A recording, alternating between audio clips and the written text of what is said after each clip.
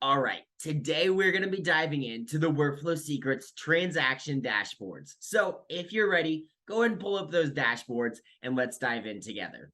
The Commission Pipeline Dashboard is a dashboard designed to help you quickly identify key commission data that helps you understand how your total commissions are being broken up by either the listing or the buying side. On the top left-hand side, you'll notice two pie charts that can help you understand how all of those commission pieces are being broken up by listing, buying, or both sides, as well as their pending and closed status.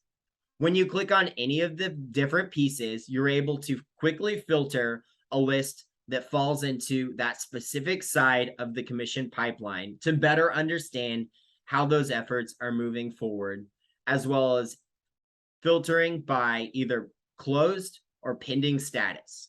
Moving to the far right-hand side, you're able to see the number of listing side, buying side, as well as a net commission for both sides, and then the listing side volume, buyer side volume, and total volume represented in your commission pipeline dashboard.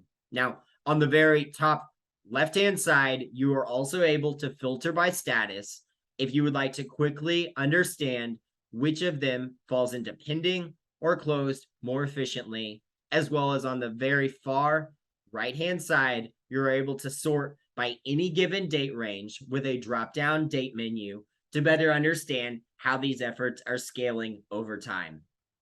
Thanks again for tuning in to today's training. We hope you had a really great lesson.